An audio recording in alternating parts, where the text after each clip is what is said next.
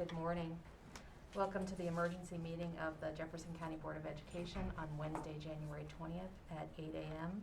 And if you'd please join us for the pledge.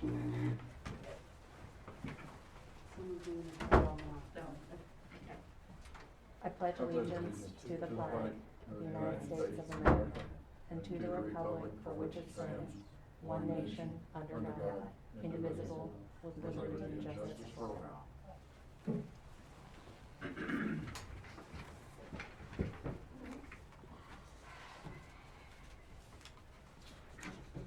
All right, Dr. Gibson. Thank you, ma'am. The Jefferson County Board of Education met last Thursday, January the 14th, for an emergency meeting in response to the governor and the West Virginia State Board of Education's announcements regarding new protocols for reopening of schools.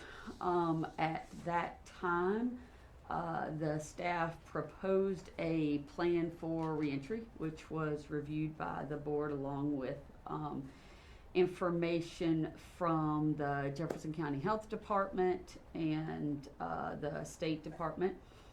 And at the time, the board had a discussion and they made the determination that they felt that the reentry plan and that the proposal was insufficient to meet the level of safety that they wished for the students and the staff. And they proposed an alternative, and that alternative was to remain on remote until March 1st, in such time as all Jefferson County school staff had both the first and second vaccination. I communicated that plan to the West Virginia Department of Education, and they communicated that plan was insufficient to meet the requirements of the State Board of Education. So we have returned today to propose an updated plan to the Board of Ed that addresses some of the concerns that you expressed.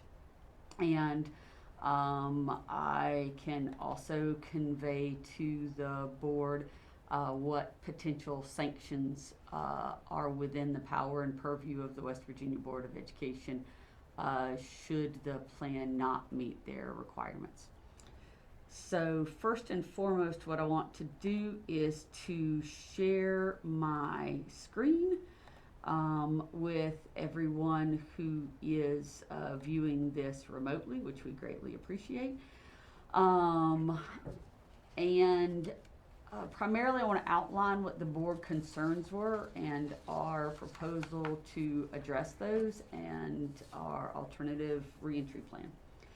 So first and foremost, one of the board's highest concerns was the infection and positivity rate in Jefferson County in terms of it being a measure of risk for our staff and our students. At the time, Jefferson County as a community as a whole was in what DHHR on their map deems as red.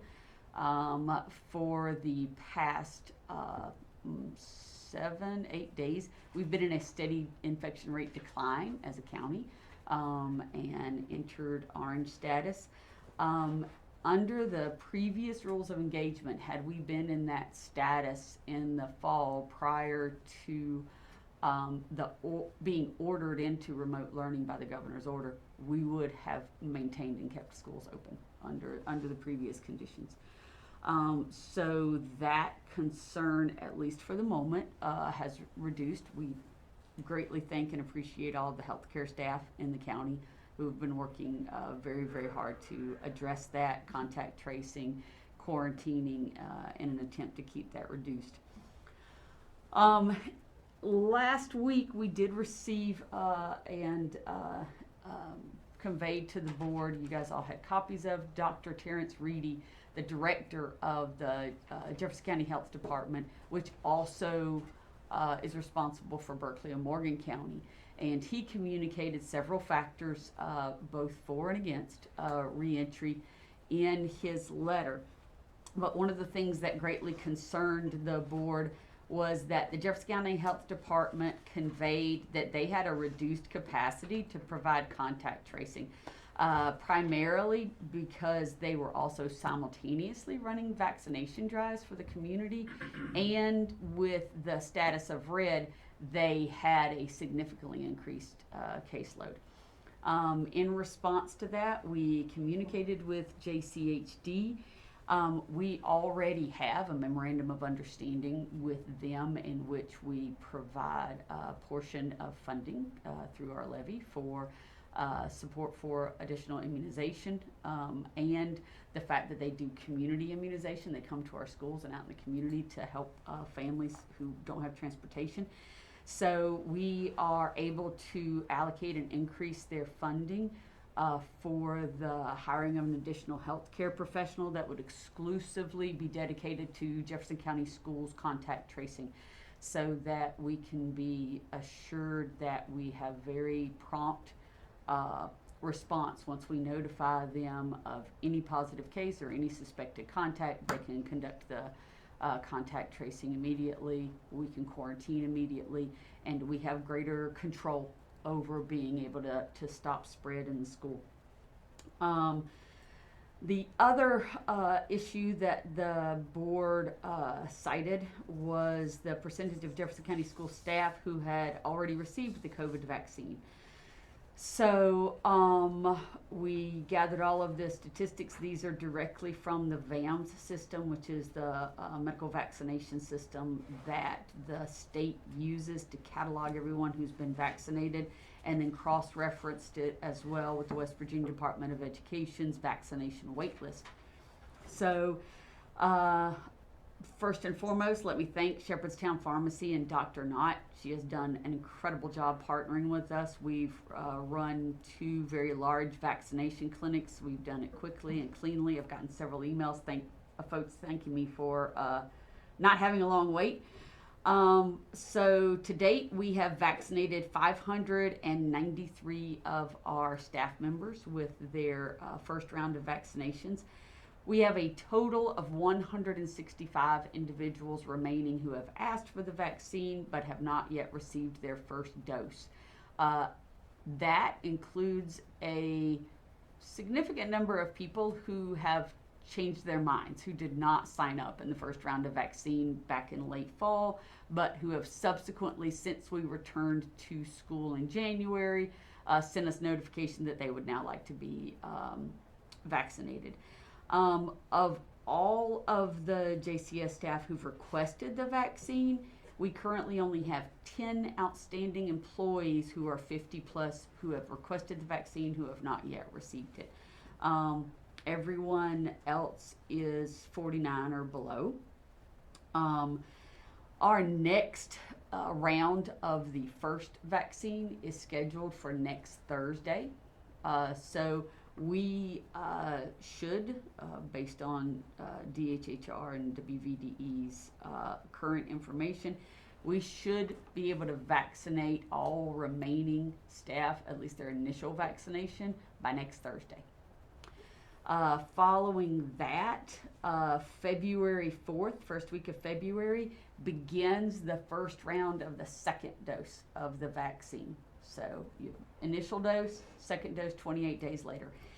I will convey 2 things that I think are important. One, I conveyed in the last board meeting, and I will reiterate for everyone present. The governor and DHHR and the West Virginia National Guard prioritized educational staff in terms of receipt of the vaccine. The initial groups were 80 plus based on vulnerability.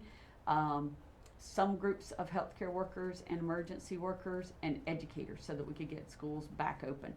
I would also convey that in discussion with Dr. Knott and having also discussed with Dr. Reedy, while there are variations in the literature, the first round of vaccine also has a degree of effectiveness. It's not that the vaccine isn't effective at all until the second shot.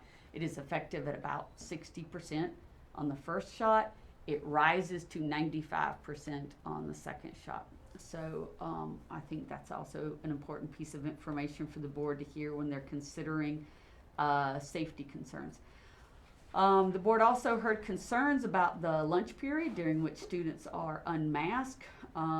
We met with principals, we met with the Jefferson County Health Department, we met with our food service staff to review the current advisement from CDC on lunches and our current practice for lunch. We did within that, and I want to, I'll briefly show you this. We released a guidance for student cafeteria dining, and it includes the JCHD guidance, CDC, and recommendations for lunch. And the shortest thing that I can convey is that all of these guidance documents were uniform, and that they strongly recommended that we keep children in their pods, in their classrooms, rather than having any degree of communal dining or crossing spaces. And that if we did have any movement for lunch outside of their classrooms, that all tables and chairs would have to be cleaned between each use, which would be fairly significant.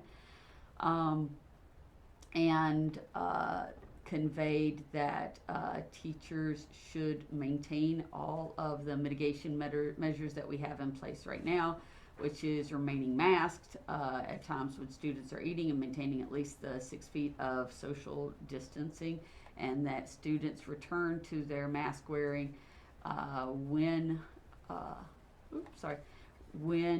they were finished eating. So back to the safety plan. So we proposed some of these measures last week, and some of them we altered to match both the requirements of WVBoE and to address safety concerns from the board.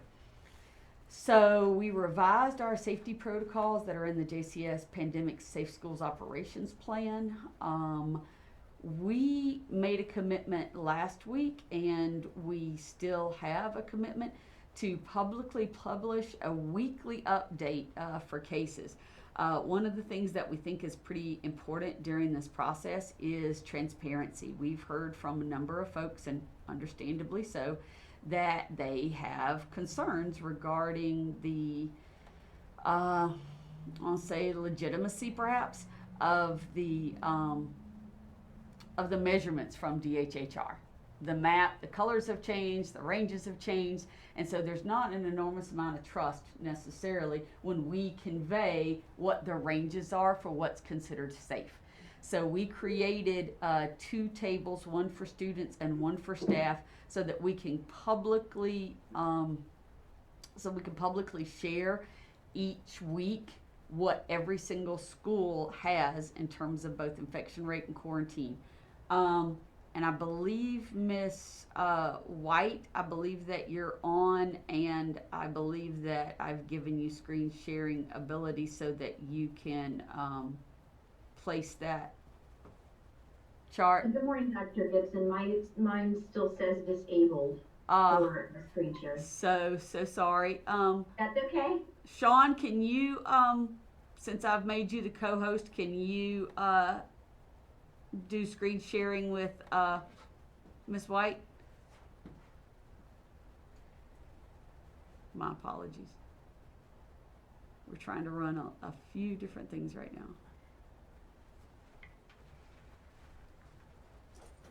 And you are still sharing, Dr. Gibson. Okay. Well, we'll work that out.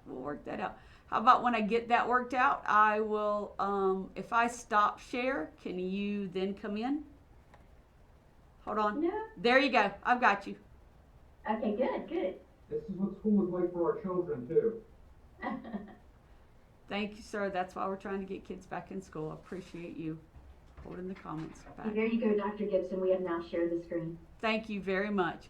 You're welcome. So, as you can see, we have a program which allows us to separate both a student tracker and a staff tracker. This has all of our school locations, and then it will be populated by the number of students in every school. We will then, school by school, relate positive number of students who tested positive, number of students who are quarantined, the total number of students out of school at any one time, and then what percentage that constitutes of the total student body, and then based on that percentage, whether the school is open or in remote. That way, any citizen can look at the chart themselves, and they can then calculate the percentage of spread in that school. We also, and I will note, the schools that you see on there that say remote, those are day schools, which our students with disabilities attend, and that is based on their separate criteria. We simply report it. In addition to the student tracker, if you'll scroll down the page, there is also a staff tracker, which does the exact same thing. So people can see both any spread and quarantine rates among students and among staff, school by school. We want to ensure there's a great deal of transparency. There is, as you know, a lot of misinformation, which causes a lot of fear. And we don't believe that that's the best environment in which to teach, in which to learn, in which to work, or into which to send your kids. So Joyce, if you could stop sharing, and I'll go back to our plan. Thank you very much for doing that, ma'am. I appreciate it. You're very welcome.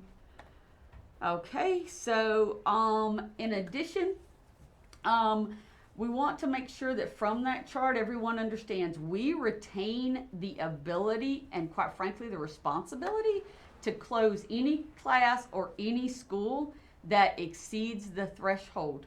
So we have not lost that ability. We are not forced to keep classes or schools open should they have an infection rate beyond the CDC's guidelines. We also think that it's important in terms of safety and safe reentry that our students and our staff follow the safety guidelines. So in our reentry plan, we have a number of safety features to make sure that everyone's aware of what's going on and they are all working towards the same goal. Okay, so first, if you will recall, we gave parents the opportunity to apply to move from virtual to on-site or on-site to virtual last fall. So we had parents put in applications for their students. We ripped up all of our schedules. We moved teachers around. We filled every class that we had. We were able to accommodate 73% of all of the requests that we got to switch kids from virtual to on-site. And that was for a total of 477 new kids for second semester. So the important thing to know about these kids is because their parents chose virtual first semester, they have not set foot in a Jefferson County school since last March. They have never experienced school in a pandemic setting. So we want to make sure that those kids have an opportunity to come in and to orient themselves. So our schedule would allow for them to come in for a preparation and an orientation day where it's just them. Here's how we safely ride on the bus. Here's how we safely enter school. Here's how we change classes. Here's how we eat lunch, so that those students are aware of the same rules that everyone else has been following, for an entire semester, so that they can integrate and be ready to go. Then the following day of business, so that would be on a Friday. Our proposal is that those students begin on Friday, January the 22nd, and that it is just those students and they have the opportunity for orientation. Then we would request that Monday, January 25th, we have all students on a full remote. because for the following 4 days, we would have an orientation schedule, because again, even the returning students have not set foot in our schools since before Thanksgiving, and they will need some gentle reminders about the safety protocols here, because they've been absent from those safety protocols for many months. In addition, the teachers during a hybrid schedule both have to teach directly on site, and they have to prepare asynchronous lessons for those students who aren't on site during those days. So we would take Monday to prepare for that. And then next Tuesday and Wednesday, which is a B day and an A day, we would have 50% of our students come in, the same 50%. They'd have an A day and a B day so that they got all of their classes in. And then that group of students would spend Thursday and Friday asynchronous, and the other 50% would spend their A day, B day on site. So every student who is on site gets 2 full days of on site instruction next week and 2 days of asynchronous. Everyone then is back on board with our safety protocol. Everyone has sat through at least one session of every single class they have, A day and B day. And then the following Monday, we return to on-site to exactly the same protocols, exactly the same level of vigilance that got us through an entire semester, with what is still 0 student-to-student transmission, 0 student-to-staff transmission. We have had transmission in school, and we've had one at one of our operations facilities. Both of them were adult to adult. And at least in my estimation, we are capable of addressing adult behaviors. Adult behaviors are driving this pandemic, and adult behaviors are something that are within our control. So, as I conveyed last week, and as I continue to believe, I do not think that children are responsible for adult behaviors. I think we hold adults responsible, and we give children everything that we are capable of giving them in the safest conditions that we are capable of providing. So, that is the proposal that we have currently. I am cognizant that this is the superintendent talking. So what I would like to do is to also have you hear for a moment from the administrators, who are going to be the ones who are required to make this work. So I'd like to turn this over for a minute to Mr. Chris Walter, who is the principal at Wright Denny Elementary. And we'll want you to hear very briefly from Mr. Walter, who is an elementary principal, then Mr. Matt Wink, who is a middle school principal at Charlestown Middle, and then Ms. Sherry Fitzgerald, who is a high school principal at J High. So you have an opportunity to hear from a leader at every one of our instructional levels. So, Mr. Walter. Good morning. I definitely think this is a plan that we can work with. I know Dr. Gibson just talked about not being able to control adults. Our kids have been fabulous. They've done everything they can to make these plans work. These protocols have been in place since the beginning. Our parents have been very supportive, and in some circumstances going above the guidelines and just simply saying, you know, I was in contact with someone that was in contact with someone else. And so we've been able to work with those circumstances. And as was said before, we're fortunate we didn't have any transmission within our building whatsoever, including our adults. So this is definitely something with the protocols and guidelines in place that we can further discuss to make a smooth entry, in my opinion. Thank you, Mr. Walter. Mr. Wink. Thank you, Dr. Gibson. I think that I would echo what Mr. Walter said. I think the major things that we have to understand is that every teacher that I have in my building wants the students back, and they want the students back when it's safe for them to come back for everyone.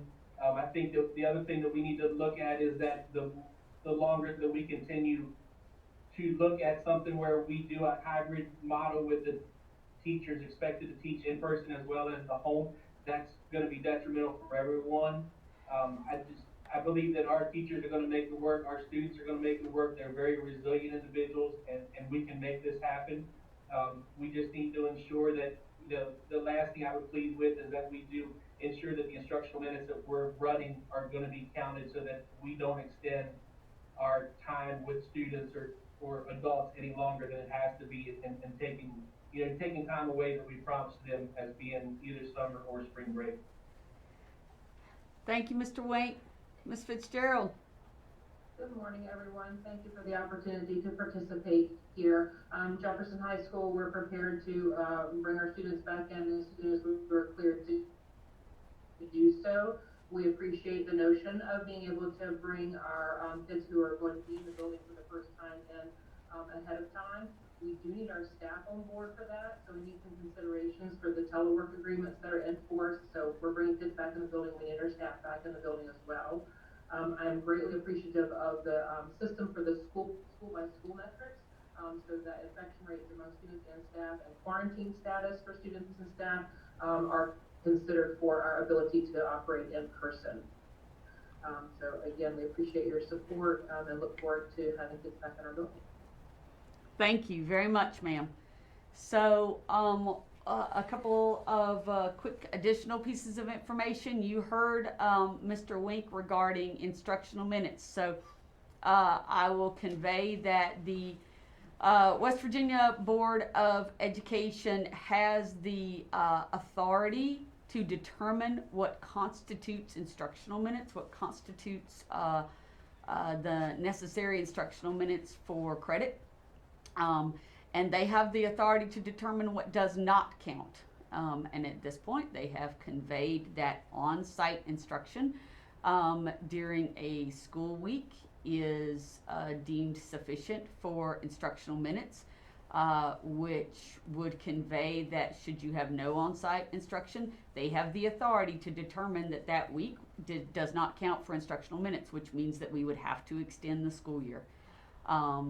And that, as Mr. Wink conveyed, would be significantly problematic, unfair to our staff, unfair to our students, and we once again strongly recommend that that is not a path that we choose. So again, with that, having heard from our instructional leaders and having heard our plan and having seen our reporting mechanisms, I would be happy to field any questions from the board. Dr. Gibson, I have a question for you. Who's going to be responsible for the student and staff tracker? I mean, that seems pretty time and labor intensive. Are the schools going to be responsible for reporting to one person, or how is that going to work? Well, that's a great question. We currently have a tracking system we set up at the very beginning of the year before we even returned, a reporting system that each one of the schools has, where they fill in any reported contact, and it is an automated system that then sends it simultaneously to the Jefferson County Health Department and to both our Human Resources and our Operations Department here, and copies to me so that I see every single one of them. We then enter those into a spreadsheet already that we track. Our thought is that as we work with the new hire for JCHD, that we will populate that. And again, I would welcome the opportunity for us to contract someone in the short term. We are all have been heavily engaged as healthcare workers for the last several months, and in particular right now as we prepare for the next year, we have kids signing up for next year's schedules already, which we are trying to build. We typically have those, we have everyone turning in their schedule request by the end of January. We are at very limited capacity in terms of, we also have to submit our budget, and we also have to complete all of our HR functions in terms of RIF and transfer season, and in terms of our recruitment and hiring for the next school year, which all ramp up heavily here in the February-March timeframe. So I would appreciate some consideration from the board. I don't believe that we need an additional position I do believe that it would be prudent for us to contract someone in the short term to complete the tracking, fill in the form. Right, because one of the things that made us go eek last week was that letter from the health department saying that, you know, we're here, but we can't help. And, you know, our wheelhouse is education, and theirs is supposed to be healthcare and health. And so for them to say, you know, move forward, but we don't have your back, kind of made me a little nervous, at least. If you're saying that we can contract with somebody to take care of some of this stuff, that would make me feel a little bit better, because of the fact that timing is everything with this. I mean, if you have somebody that tests positive, if you wait a week and a half to do contact tracing, it's done, it's over. I mean, it's not effective. And so if you believe that we can work with the health department to supplement their staff or whatever it is that they need, and that they will have our backs on this, and they will be able to contact trace, you know, pretty quickly, because if we're trying to shut down classrooms or shut down schools, it could get out of hand very quickly. And so we just need to make sure that that's done on a very timely manner. Yes, ma'am. So, and then the other comment I have about your plan, I mean, we as a county have a very solid safety plan, and I appreciate everything that everyone on your staff has put into this from the beginning, from, you know, last August and September, to the point where it was, you know, adopted by other counties. The one thing that we will have to ask of staff and parents if we go back, you know, full time, is flexibility, because of the fact that if our bus garage goes down, we can't have school the next day. We don't have enough substitute bus drivers to get everybody to school. It's not like we can, you know, pull Miss Harder in to drive a bus that day. I mean, you have to have certain criteria and licenses to do that. Same with, you know, a cafeteria staff. If we can't feed kids lunch, that's a whole nother issue. But, you know, I can go in there and fix hamburgers or something, but I can't drive a bus. I know a couple times last fall, you know, you were in there actually substituting for elementary school classes because we didn't have coverage. So we just need to make sure that, you know, everybody understands that if we go forward with this, that flexibility is going to be the key. And, you know, being able to turn on a dime and have school, not have school, I mean, that's just the way it's going to have to be. Do you have any thoughts on that? I have many thoughts on that. What I will share is that first and foremost, we did this in the fall. Again, we shut down classes last fall. We had specific classes where we either had quarantine or we had a student who had been identified as a contact with someone who was positive. Out of an abundance of caution, there were a number of classes that we quarantined, and then we brought them back once it was safe. If you will recall, we actually shut down Harper's Ferry Middle School for a couple of days. Again, not even because we had a quarantine rate, but because at the time it was a huge spike, and Jefferson County Health Department just did not have the staff to do contact tracing. And rather than take any risk, we shut the school down until they could complete contact tracing, and then we opened it back up. So we will do that quickly. It will be frustrating for folks, but it will be safe. I will also note that one of the things that we also added to the plan, and I'm sorry that I skipped over it and didn't mention it, I apologize, was that we have also established a safety hotline. If anybody on any of our campuses or any community member, employee, student sees an individual violating our safety policy on our campus, this hotline is for them to report it, for us to be able to address it. Now, I do not want to, and I don't, we operate from a family first perspective. We don't operate from a perspective of fear here. But we also, putting family first means taking responsibility for one another. And whether you like a policy or you don't like a policy, if it's there for you to keep your fellow staff and students safe, there is an expectation that you follow it. When you sign a contract with us, we promise to pay you, we promise to give you benefits, we promise to care about you, and you promise to follow the rules. So that I think is an additional layer of safety and security for folks to know that when we say we put family first and we are going to open safely, that's exactly what we mean. Okay.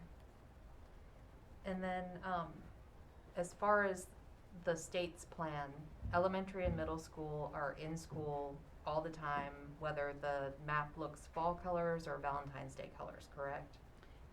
Yes, ma'am. Now, and again, with the caveat that we can individually close any place that has an outbreak. Yes, Right. ma'am. And that's for academics and extracurricular activities? So middle school sports would continue? Middle schools, sports still fall under the purview of the WVSSAC, and they have conveyed their schedule for fall and winter sports, which we will continue to follow. Yes.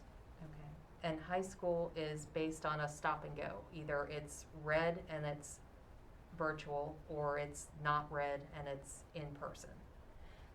Yes, ma'am. Currently, if the county, the community spread is red, high schoolers are on full remote. Virtual and on-site are on full remote. If it is anything but red, on-site students attend. And will that change daily, or are we gonna go with a weekly model, or do we have a plan for how that's gonna be determined? Again, a great question. We think the daily is far too disruptive. There is no way as a parent of a high schooler that we're gonna call you the day before and say, guess what, school's on tomorrow. No, it's not on tomorrow. So we've been given the latitude by the West Virginia Board of Education to determine that either daily or weekly, and we're going to do weekly. So we will send out a notice to families by close of business on Friday for the following week so that they know how to prepare and teachers know how to prepare. There's a big difference in teaching on site for a week and teaching remote for a full week. You plan your lessons differently. You have different materials for them. So we would do that every single Friday until or unless the state changes the guidelines again. Do any of my fellow board members have any additional comments or questions? Yeah, I have several questions. This is Donna Boyd. The first question, this tracking system for employees, this anonymous reporting system, is this if people are on school property, unmasked, or in their private, lives? Can you clarify that? That is a great question.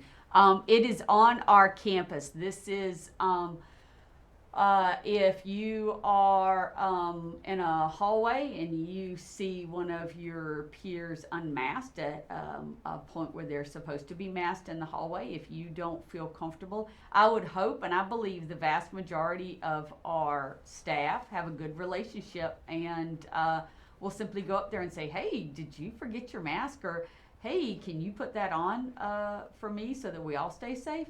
Ones who don't feel comfortable with that can put in a call and we will go down and meet with the principal and pull that person in. And we actually had to do that twice this fall. And we simply had a conversation with the person that said, hey, I need you to understand this is the reason for this. It's not arbitrary, it's not capricious, it's necessary to keep everyone safe. And I'm happy to say that was all that was necessary, and we had compliance following that with those individuals. You mentioned that the state had some penalties and that the state had some clear requirements that if they're not in school, if students aren't in school, then we could require extra time at the end of the school year or something to that extent. I believe that the state is allowing for hybrid, correct, without a penalty. Could you clarify that? And also, what are the exact penalties if we don't comply? if we don't overturn our, decision from last week? Great questions, thank you. Number one, the West Virginia Board of Education requires, regardless of what you plan, most folks are calling it a hybrid, you have to have a minimum of 2 days per week on-site instruction for K-8. So your hybrid plan needs to meet that criteria.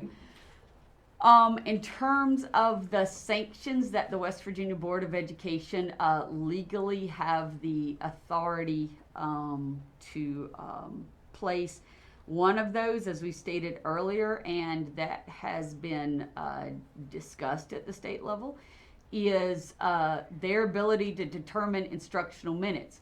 So if they've set what the criteria are for an instructional program, and in this case, their criteria is an instructional program consists of at least 2 on-site days per week, then they have the ability, and it's been conveyed that they will use that ability to not count as instructional minutes any week that doesn't include that 2 days per week, 2 days of on-site, which would then mean none of those instructional minutes would count for that week. If we did a full remote, we would have to come back and add another week at the end of the school year to make up those instructional minutes.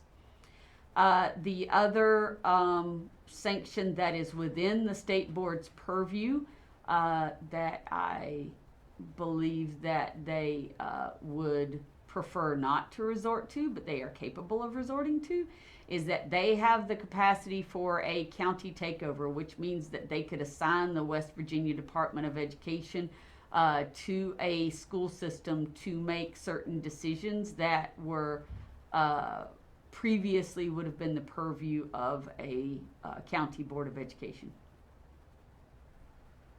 So I have a few more questions. What's the current mask policy for students? The current mask policy for students is that students in 3rd through 12th grade wear masks at all times in and out of the classrooms except when they are eating. In pre-K through 2, they wear masks anytime they are in transition outside of their pod. I'm sorry, ma'am, go ahead. Yeah, is this true for visitors to the building and during sporting events?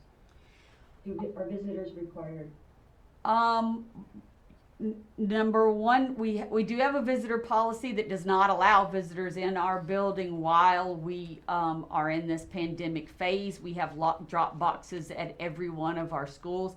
The only visitors, quote unquote visitors, someone who is not staff, who are allowed in the building are folks for healthcare, and sometimes we have maintenance crews that have to come in from contracted maintenance, and they are required to follow our safety protocol as well. They must maintain the 6-foot social distance. They must go through our temperature check. They must answer our questions on condition, and they must wear masks at all times. I have questions about the $4 million COVID money. How does that work? And I'm wondering how flexible, the county could be with using those funds, because I'm thinking about the potential for hazard pay.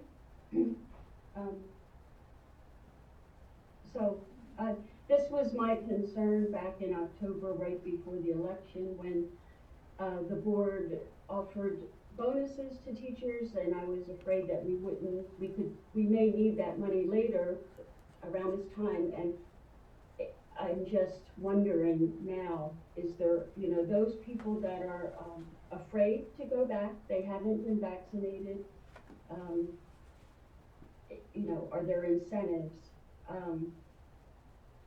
Possibly the liberal leave where if an employee is that afraid to come back, they could be able to take leave use their own leave, on a first come, first served basis.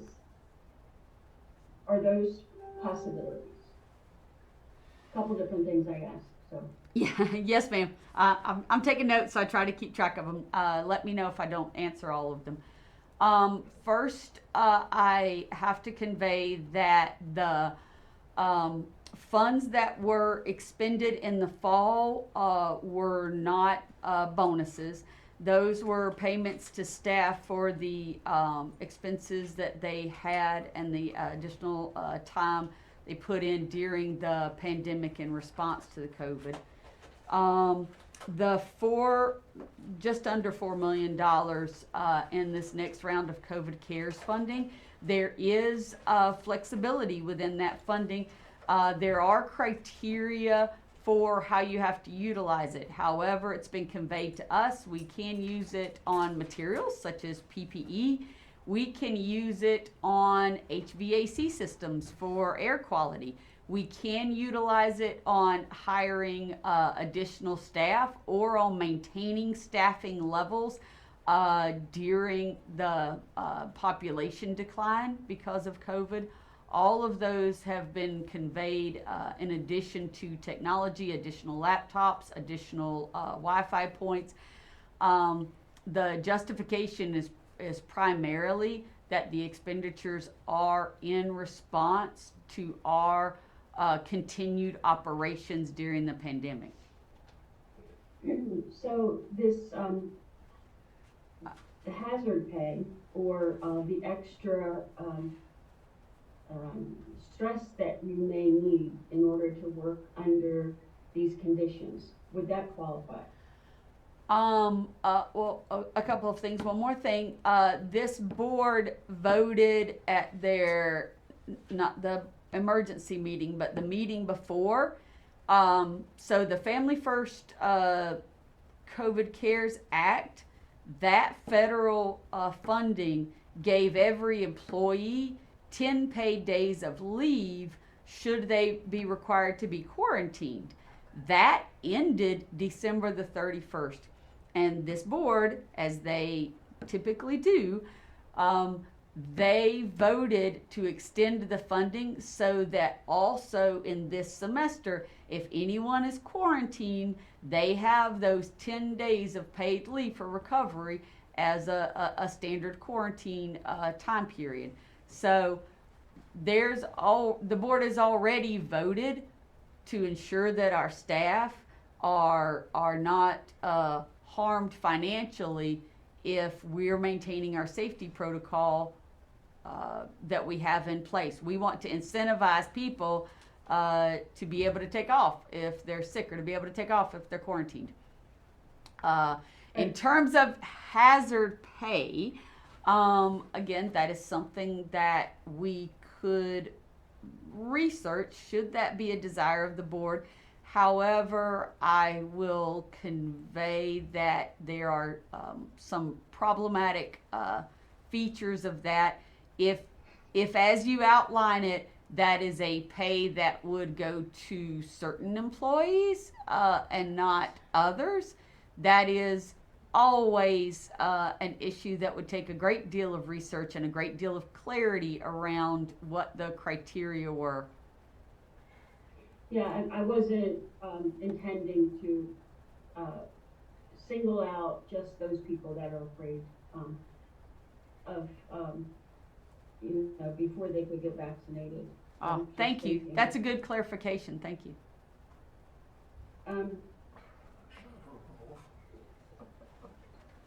I think that's all for now. Oh, the liberal leave, is that possible? If somebody wanted to use up all their sick days, first come, first serve, if they're that afraid for whatever reason, is that a possibility?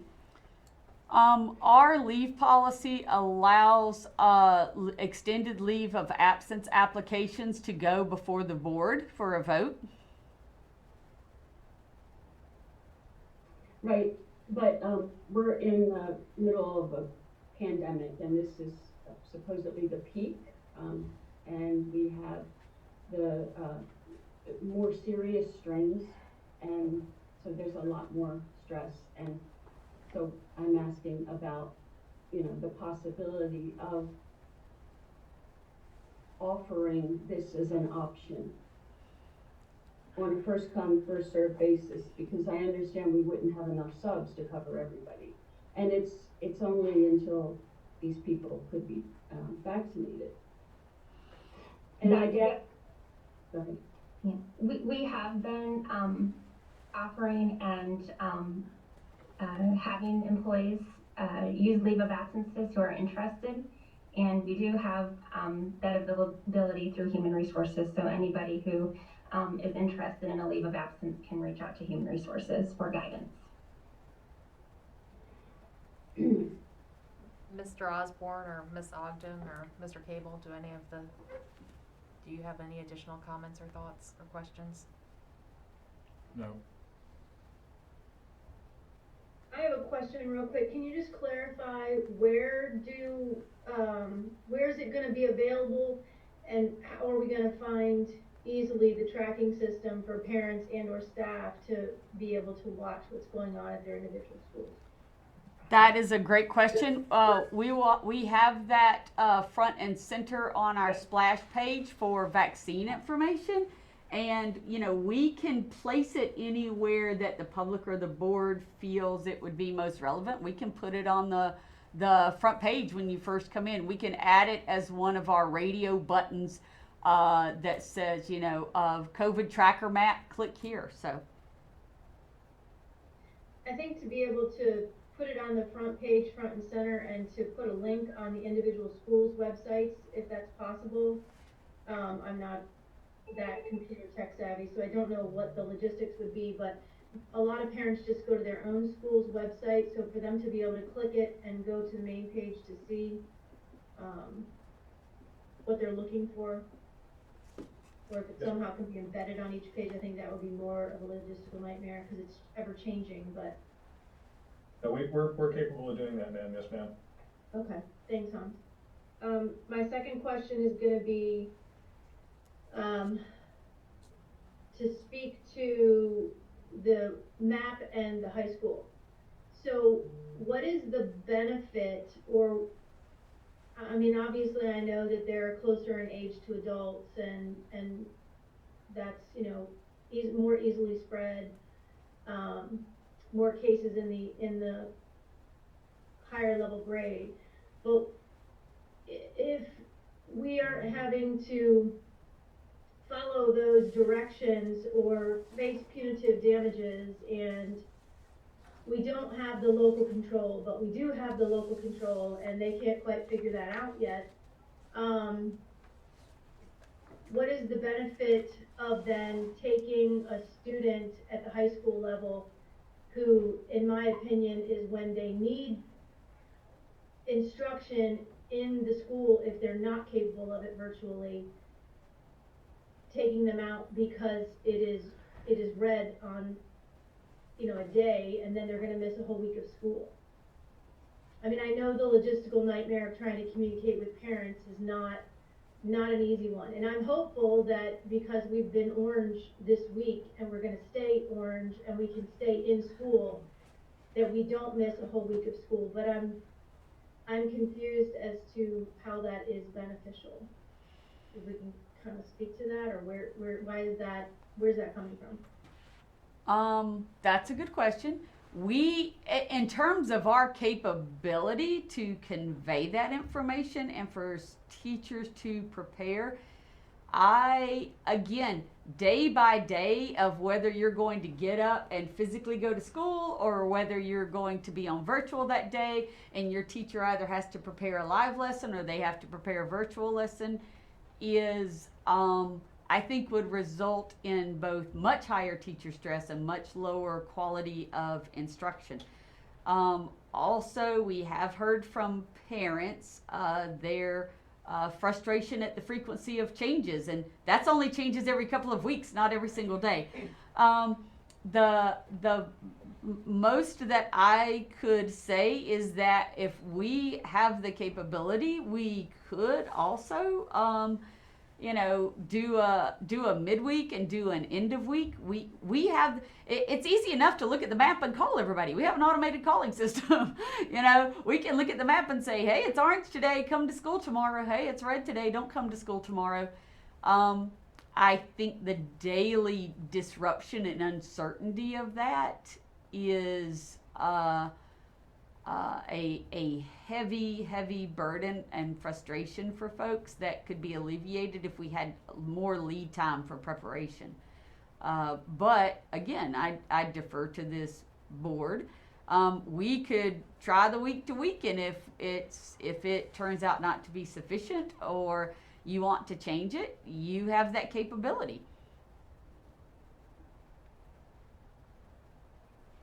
I think there the key is just going to be community support, and that's going to be driven by the community, not by our schools. And so in order to keep our numbers down, we just need the community to be very conscientious of the situation that we're in. Yes, ma'am. If we don't go red, it's a moot point.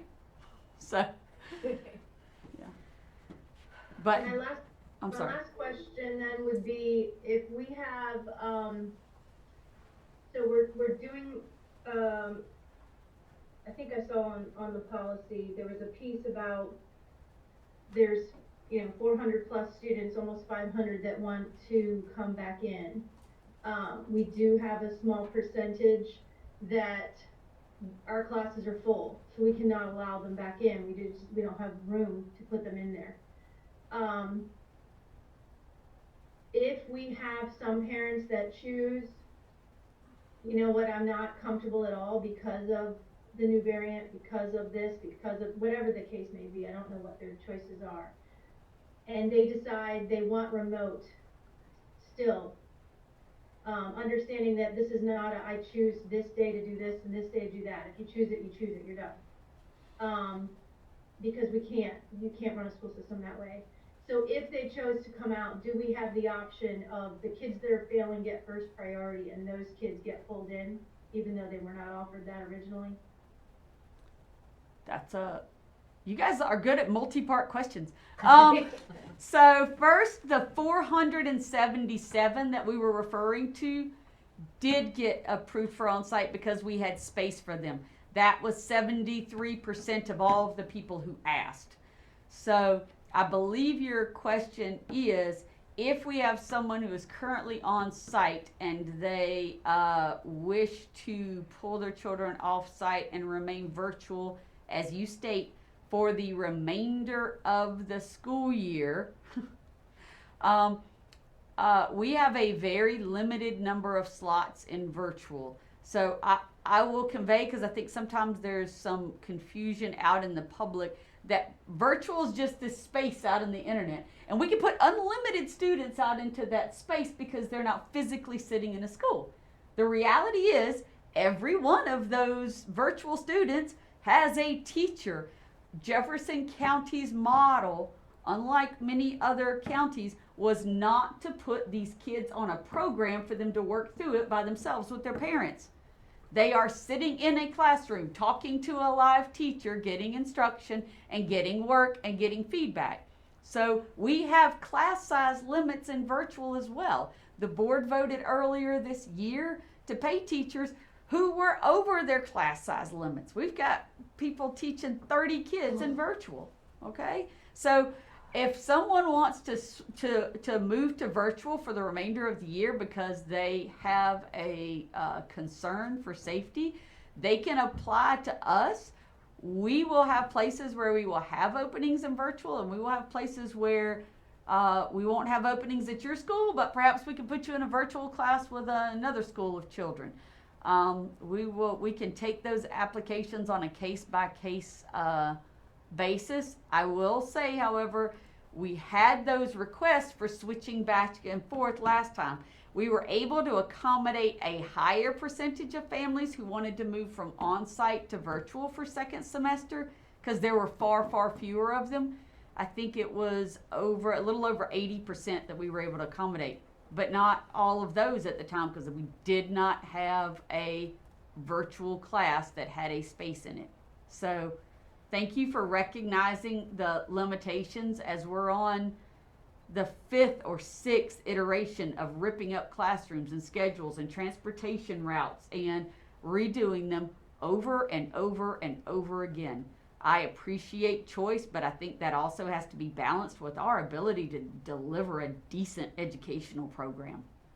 So, yes, we will take applications and we will work as hard as we can for individual families, but I cannot sit right here and tell you that if someone wants to move from on-site to virtual, guaranteed open the doors, I've got a spot for you, because that would be, it wouldn't be true. I have a comment or question. I am not clear as to why there's not a proposal presented today for the hybrid.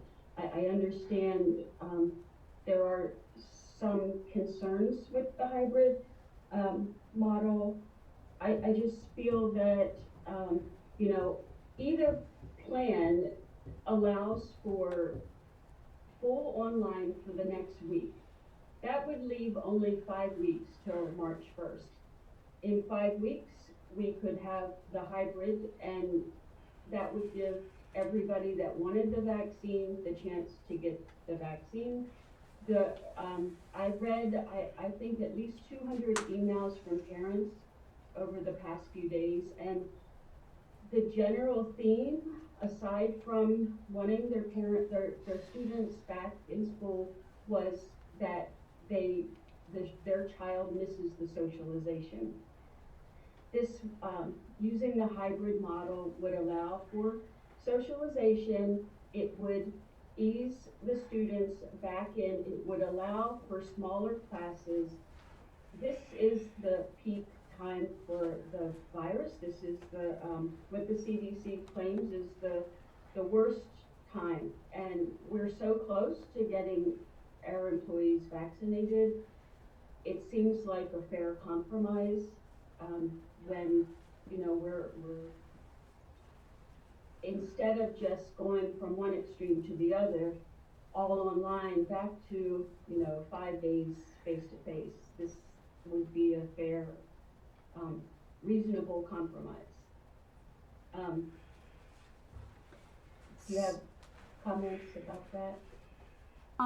Yes, ma'am.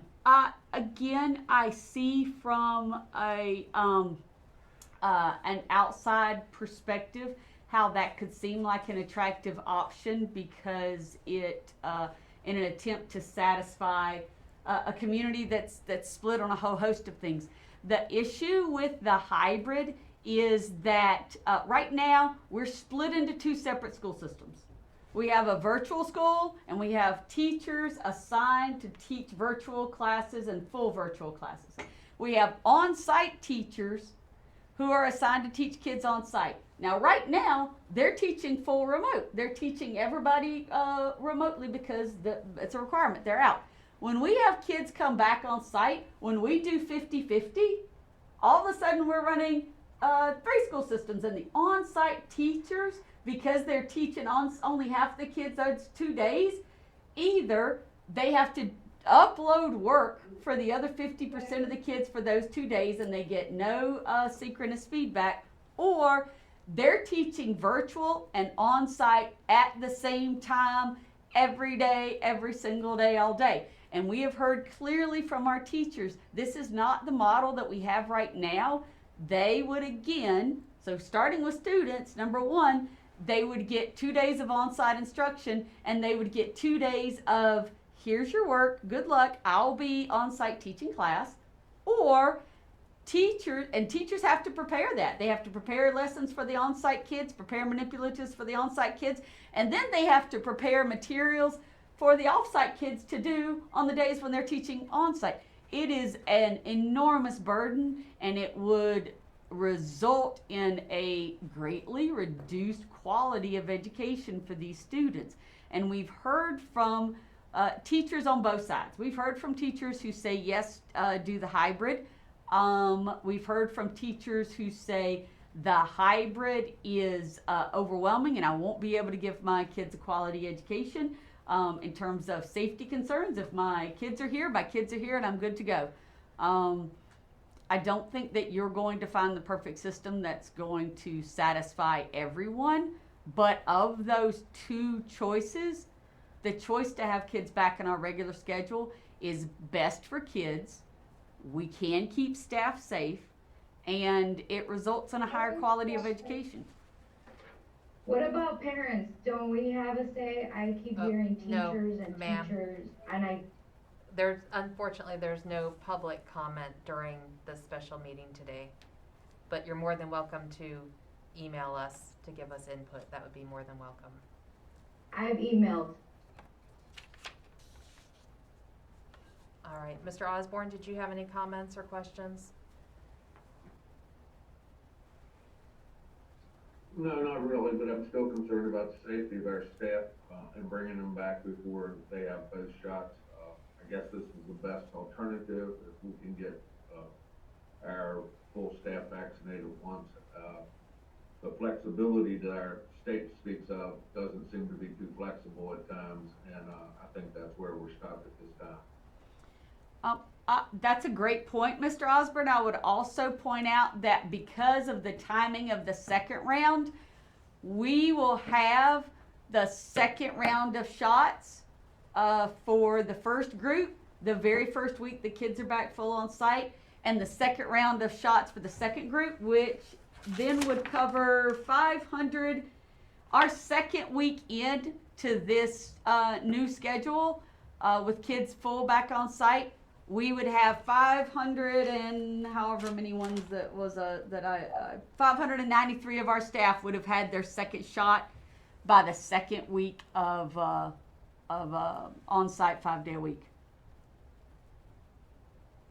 And Dr. Gibson. Did you just say that everyone would be vaccinated by the second week of on-site? No, ma'am. No, ma'am. Can you clarify? Sure. What's the date that you expect that everyone who wants to be vaccinated or who has signed up will have both vaccinations? 28 days from next Thursday. So next week is the hybrid for retraining kids. That's 50%, everybody gets 2 days. The following week would be the first week. That first week of February would be everyone who was on site. Our on-site students come back 5 days a week. That week, the first round of people will get their second shot. The following week, the second round of people would get their second shot. So in those 2 weeks, 593 of our staff would have had their second shot. We would only have 165 people who would have had their first shot, but not their second one yet. And only 60-ish% of our entire staff actually want the vaccine. Is that correct? Don't we have about 1,200? We have a little over 1,100. Yes, ma'am. Okay. One of the biggest holes in this entire plan is just lunches because of the fact that kids are in a classroom without a mask, correct? Now, the teacher does not have to take their mask off during that period because we've provided them with a lunch period at the end of the day with no students. Is that correct? Yes, ma'am. And is there a way that we could provide anybody that wants it with either a N95 or a KN95 mask to use during their lunch period? Yes, ma'am. If that's the desire of the board, we can. If that gives, if somebody requests it, is that something that we could honor? As they're available, yes, ma'am. And again, we have masks and we offer them to staff and to students. If there's a particular type of mask that the board or CDC or our local JCHD recommends, we would be happy to procure that. Okay. Any final comments or questions? Yeah, I have a question. Dr. Gibson, did you consult with the unions about the topic of hybrid versus 5 days back? I'm just wondering how the overall teachers? I know that you said there were some teachers that don't want hybrid and some that do. What does what have the union reps relayed to you? I believe first of all, I did have a conversation with all three of the union reps, and thank you for giving me an opportunity to give them credit. They have done an amazing job of both polling their staff and getting information back to us. You heard at the last emergency meeting, they had polled their staff and gave you the percentages of them who wanted back on site versus full virtual. And that certainly we appreciate and respect that they were willing to do that. I did meet with them Tuesday morning and conveyed what we had learned over the weekend and conveyed the proposal to them. They did give me feedback about their concerns about lunch, to your point, and their concerns about ensuring that staff were able to utilize the leave. They appreciated the FFCRA and the availability of substitutes. So, but that did not give them a lot of time, just like we did not have a lot of time to poll their membership. So I don't want to convey in any way, shape, or form they didn't have that opportunity.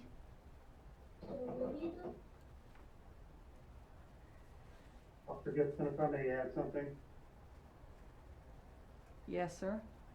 I was going to say, we know and understand working with our unions, the one thing they are opposed to is adding additional requirements and work to our staff that are already doing well above and beyond. And a transition to a hybrid remodel would require additional work and planning and preparation and changes, as well as potentially scheduling changes for the schools. And so we know that they would be opposed to adding additional work at this time. So I would convey that on without having the opportunity to poll them, but we know that from general interactions and work up through this point. Thank you, I'd Mr. also like Dilly. to add the perspective as well.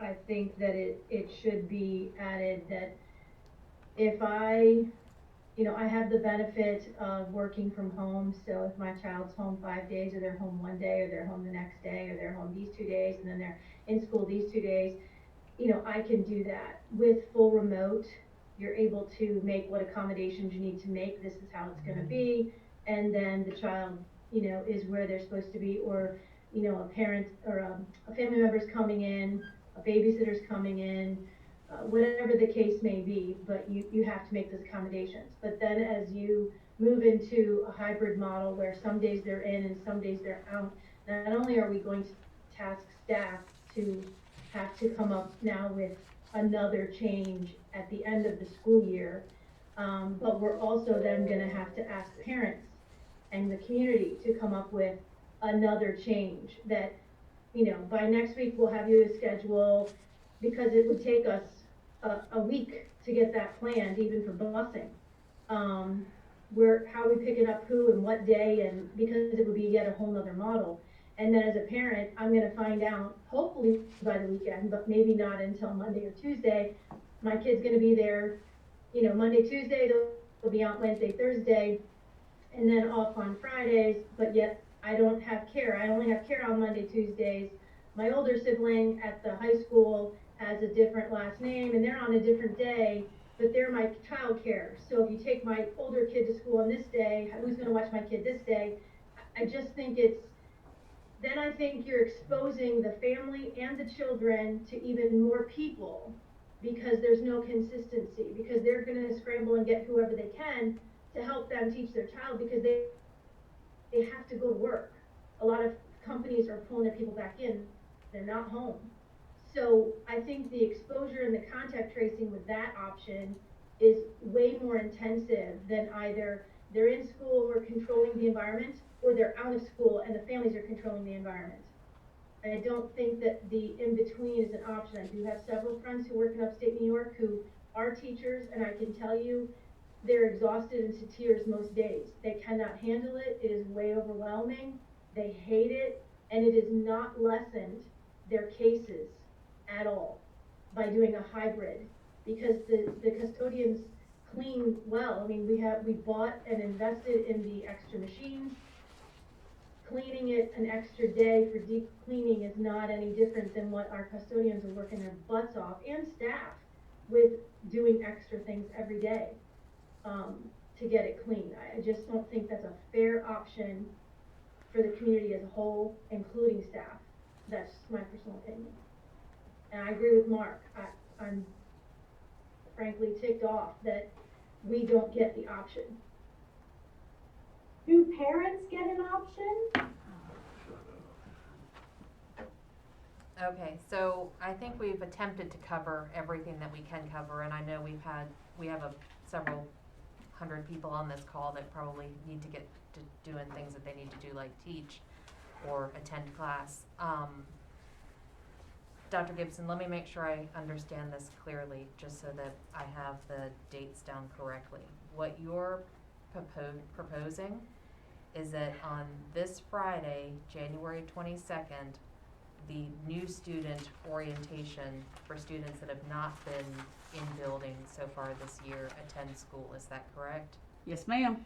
And you're suggesting that Monday, January 25th is a remote day so that everybody can prepare for that week for Yes, ma'am. asynchronous and synchronous learning? Yes, ma'am. And then on Tuesday through Friday, the 26th, 27th, 28th, and 29th, you're proposing that we go on the same schedule that we had the first week of school, where half the kids go Tuesday, Wednesday, and the other half of the kids go Thursday, Friday.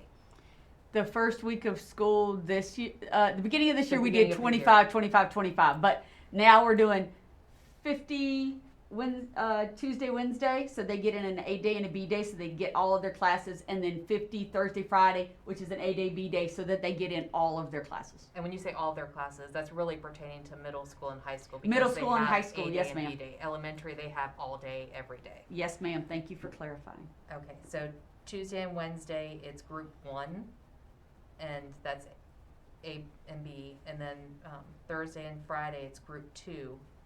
And meanwhile, those two groups would have asynchronous learning on those days, so students would still have some sort of schoolwork to do on those days, correct? Yes, ma'am. And then on Monday, February 1st, you would propose that we start back with the schedule we had all fall, where it's A day, B day, with everybody attending 5 days a week. All of our on-site students attending 5 days per week. Yes, ma'am. Virtual Academy is something Remains totally different. Virtual They're Academy, remaining yes, ma'am. virtual. They're still going 5 days a week. They're still chugging along the way they've been doing since September. I'm talking about the on-site students. Yes, ma'am. As are we, and I like to clarify for parents because I inevitably get questions from people who are in virtual now who just want to put their kids on the bus and assume we'll find a place for them. So thank you. Okay. So is there a motion to adopt Dr. Gibson's plan of Friday, January 22nd, new orientation for students that have not been in school so far this school year? January 25th be a remote day for everybody. And then the 26th and 27th have group 1 attend. The 27th and 28th have group 2 attend. And then the following Monday, February 1st, is on-site 5 days a week for all on-site students. So moved. Thank you, Mr. Cable. Is there a second?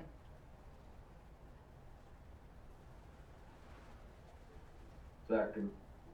Thank you, Mr. Osborne. Any further question or last-minute discussion here? With If the the caveat, school board do not want to put our From children back to school, This, then I will be ma'am, starting this petition ma'am, back. this is, I'm asking for comments or questions from board members, please. Ms. Ogden, I'm sorry, you're muted. thank you. With the caveat that we are going to provide or put in our own person who is doing the tracing. Is that correct? That's correct. we will have additional help with doing the contact tracing. And providing whatever, safety protocol or safety measures that teachers need as far as masks or Tyvek suits or whatever, and the opportunity that we still reserve the right that if we see something we don't like, we will shut it down. Well, this, as we mentioned last week, this is a very fluid situation. I hope you people don't and- think that that's gonna fly, shutting us down like that. That's, Ma'am, I'm sorry, but if everybody could please cooperate, we would appreciate it.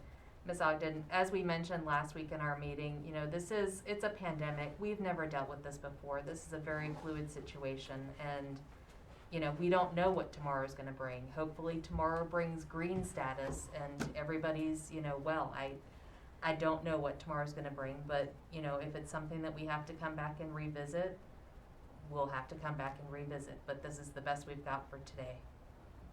Thanks for the clarification, appreciate it. I have a comment. I'm just concerned that the employees, the service personnel and, teachers' unions haven't had input and, you know, maybe they would agree. I just, is it possible to, I guess we, like you said, we could revisit, after it's, if there is a change, if something, if we find that we need to make a change. Well, Is Ms. it Joy, possible to get their input? I guess not today. We're trying to get this done by noon, correct?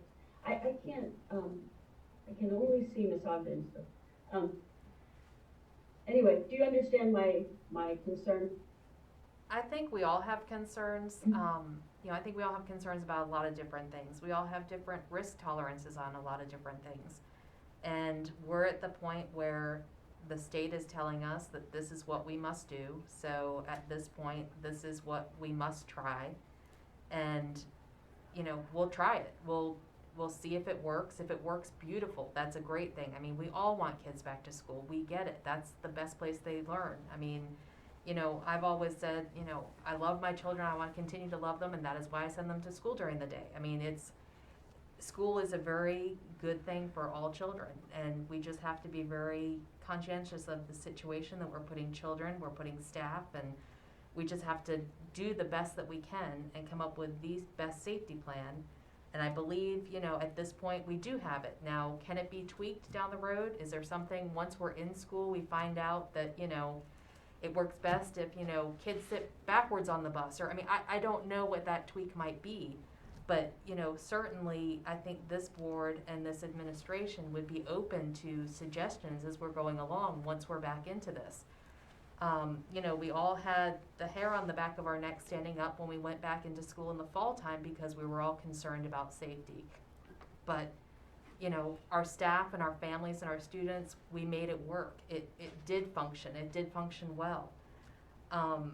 You know, we need to try our best. We need to keep trying. We need to keep, you know, perfecting, because there is no perfect option at this point in time. So we just need to take what we do have and try to perfect it on a daily, weekly, monthly basis, whatever it takes. So that's just my 2 cents on it. But so we have a motion on the floor to accept the superintendent's recommendation, and we have a second. Let's just take a vote. All in favor? Opposed? I wanna, if I could abstain, because I just would like more information from the Ma'am. union. I know Yeah, Ms. Joy, you can abstain at this point because you have the same information that everybody else does, so I need a vote either yes or no, please. Okay.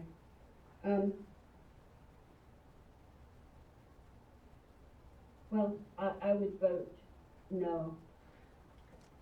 Okay. So it's 4-1, if I got my count correct. Thank you very much. And at 9:24, this meeting's adjourned.